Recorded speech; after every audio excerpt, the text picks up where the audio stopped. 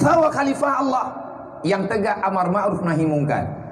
Manusia yang mengatakan yang benar pada posisi benar.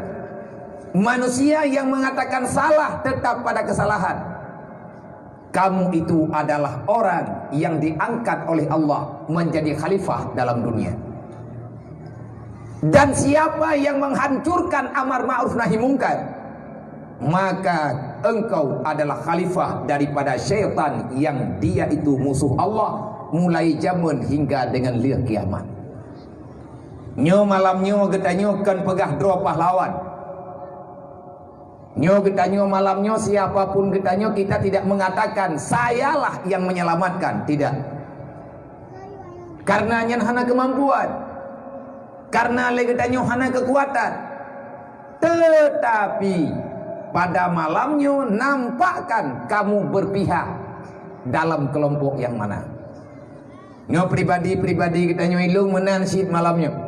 Pula tukah ilung malamnya. Saya menampakkan saya bukan pengkhianat.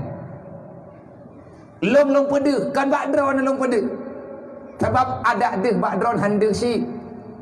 Hana kekuatan bagi makhluk la darra wala nafa.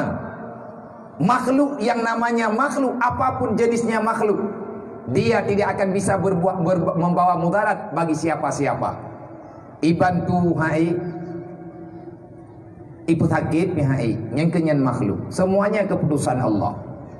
Yang menegakkan amar ma'ruf nahi mungkar menurut posisi getanyo dan kemampuan getanyo, maka getanyo bubangga. Getanyo kaji kepada khalifah Allah. Getanyo adalah khalifah Rasulullah yang melanjutkan perjuangan Rasulullah. Dan khalifah daripada kitabullah, kitalah yang mendahirkan apa yang ada di dalam kitab Allah.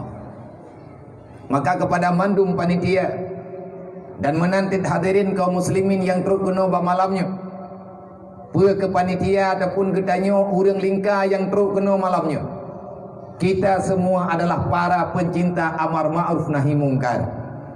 Getanyo adalah kan urang yang benci terhadap agama Allah. Nang kerja bono dah pakai hana mangat tunggu nyobot tak apa buat. Nyobot tak apa buat langsung getanyo urusan dengan iblis. Iblis akan menggagalkan dakwah Rasulullah. Tanyo langsung urusan dengan nafsu. Dia tak pernah setuju dengan agama Allah, dengan perintah Allah. Getanyo urusan dengan kepentingan duniawi. Dikarenakan dunia tidak mau dia akan fana, walaupun dunianya gebu fana oleh Allah. Innallaha wa malaikatahu yusalluna